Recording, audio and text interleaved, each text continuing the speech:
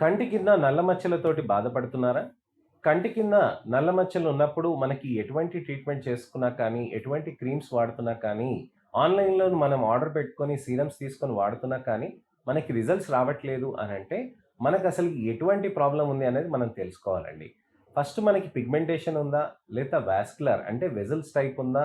లేకపోతే theatre of deformity ఉందా? అనే దాని గురించని మనం తెలుసుకోవాలి. ఇది ఎలా తెలుసుకోవాలి? మీరే స్వంతంగా ఎలా డయాగ్నోస్ చేసుకోగలరు? అనే దాని గురించని నేను మీకివాళ వివరిస్తాను.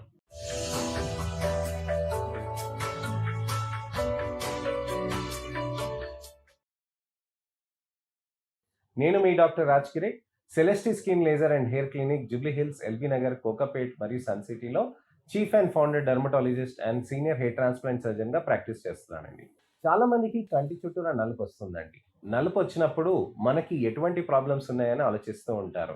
ఎందుకొచ్చిందని ఆలోచిస్తూ ఉంటారు.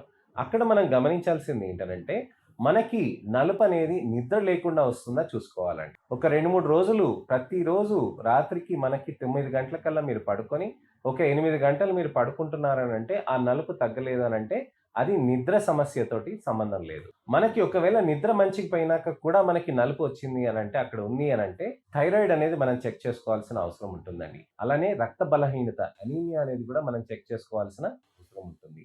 ఇలా అనీమియా, బలహీనత ఇది చూసుకున్నాక అది కూడా నార్మల్‌గానే ఉందంటే, వైటమిన్ బి12, ఐరన్ సప్లై ఎలా ఉందనేది మనం గమనించుకోవాలండి.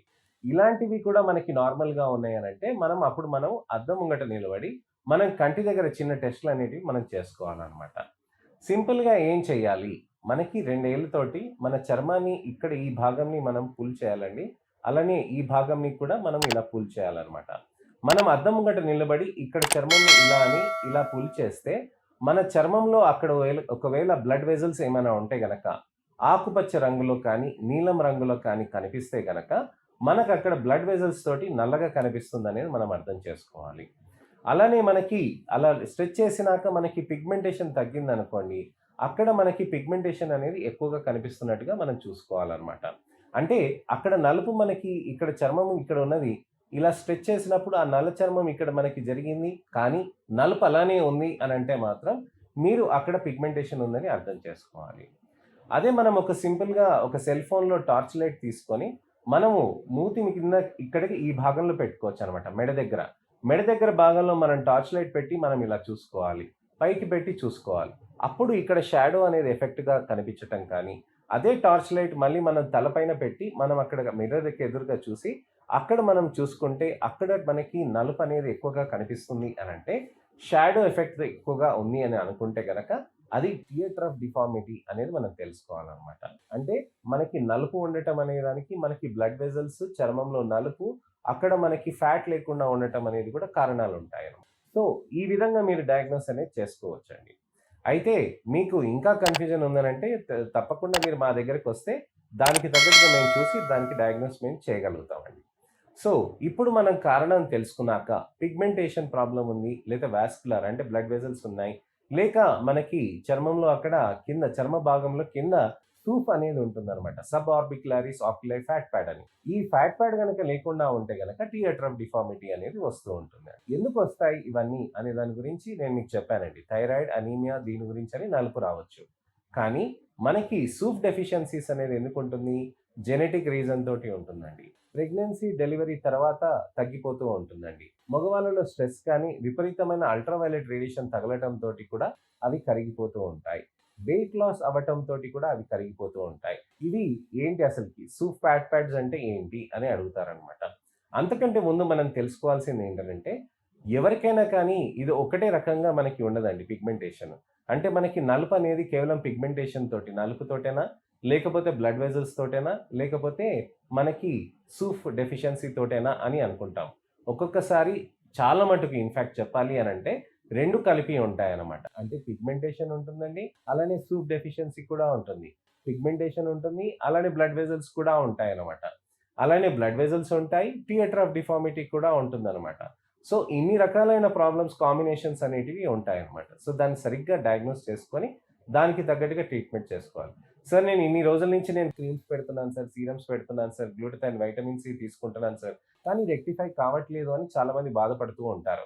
దానికి ముఖ్యంగా మనం గమనించాల్సింది ఏంటనంటే, సీరమ్స్ కానీ, ఏవైనా కానీ చర్మంలో పైన పొర ఏదైతే అంటామో ఎపిడర్మిస్, కింద డర్మిస్ అని అంటాం కదండీ! ఎపిడర్మిస్‌లో పైన లేయర్స్ వరకు మాత్రమే అవి పని చేయగలుగుతాయి. లోపలున్న నలుపుని ఏదైతే 80% కారణం ఉంటుందో దాన్ని రెక్టిఫై చేయదు. అలాంటప్పుడు మనం ఎలాంటి ట్రీట్మెంట్స్ అనేటివి తీసుకోవాలి? మనకి పీల్స్ అనేటివి సింపుల్‌గా ఉంటాయండి. చర్మం పైన ఇక్కడ ఇలా అప్లై చేసింది సబ్స్టెన్స్ మనకి రిజల్ట్ అనేది మనకి నెమ్మదిగా వస్తూ ఉంటుంది. ఆ పీల్ సబ్స్టెన్స్ అనేది ఇలా అప్లై చేసి వాష్ చేసేస్తారు. 5 నిమిషాల్లో వాష్ చేస్తారండి. కొంతమందికి ఒక్క నిమిషంలో కూడా వాష్ చేసేస్తారు. Depending on the type of the peel మనకి సమయం అనేది పెడతారనమాట. అంటే మనకి 1 నిమిషం కానీ, 5 నిమిషాలు కానీ స్కిన్ టైప్‌ని బట్టి, పీల్ టైప్‌ని బట్టి డిసైడ్ చేస్తారు. ఇలాంటిది మనం పీల్స్ చేయించుకుంటూ అలానే డర్మాఫ్రాక్ కానీ micro needling serum infusion therapies అనేటివి ఉంటాయి. Micro needling serum infusion therapies అనంటే మనకి చర్మంలో ఇక్కడ మైక్రో నీడిల్స్ తోటి ఇలా రుద్దేస్తూ ఉంటారు. ఇలా మైక్రో పీల్స్ తోటి మనకి ఇలా రుద్దేయటంతోటి మనకి ఆ మైక్రో నీడిల్స్ అక్కడ లోపలికెళ్ళి సీరమ్స్‌లో మనకి అది డిపాజిట్ అవుతూ ఉంటుందండి చర్మంలో. సో, సీరమ్ అనేది డిపాజిట్ అయినప్పుడు చర్మంలో మనకి మంచి ఇంప్రూవ్‌మెంట్ అనేది తీసుకురావటానికని ఆస్కారం ఉంటుందనమాట. సో, ఈ ప్రొసీజర్స్ 15 రోజులకు కానీ, నెలకొకసారి కానీ చేస్తూ ఉంటారు. మరి సార్ నాకు వెసల్స్ ఉన్నాయి కదా! మరి ఆ వెసల్స్‌ని తీసేస్తారా?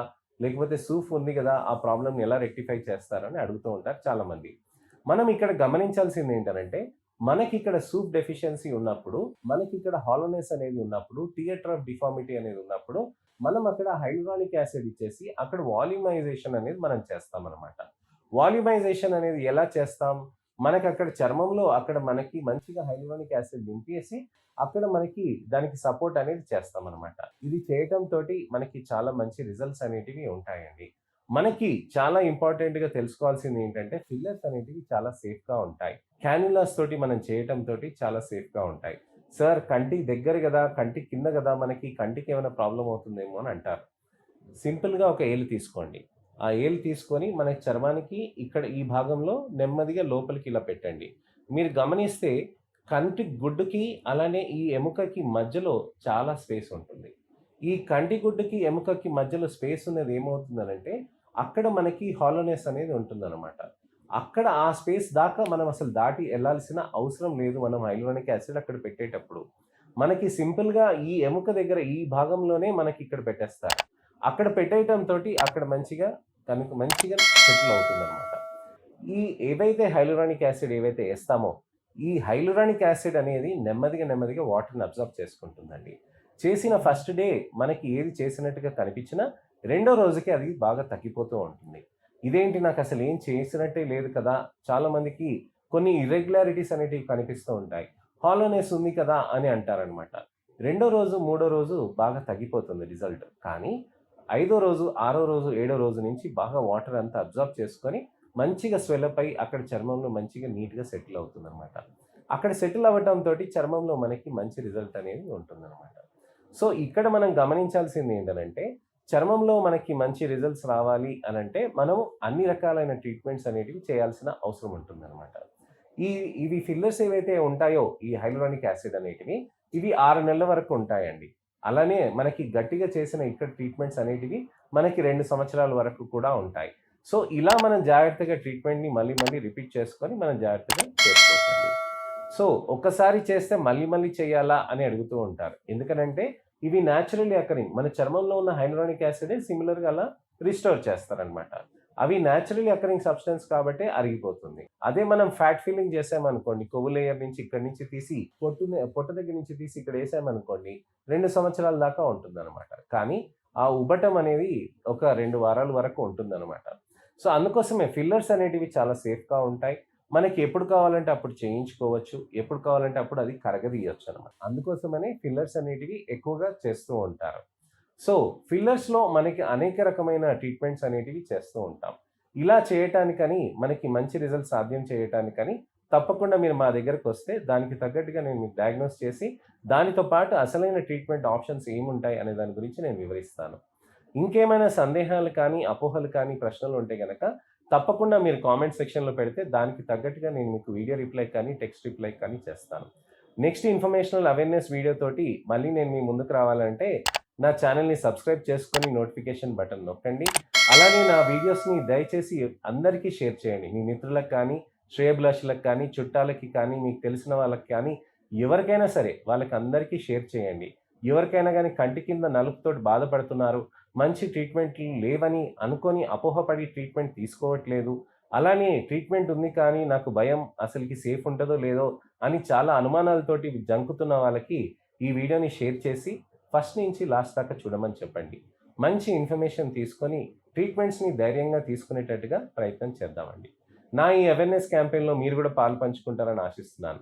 నేను మీ doctor Raj Kirat, Celesti skin laser and hair clinic, Jubilee Hills, LB Nagar, Kokapet మరియు సన్ సిటీలో chief and founder dermatologist and hair transplant సర్జన్‌గా ప్రాక్టీస్ చేస్తున్నానండి. నమస్తే.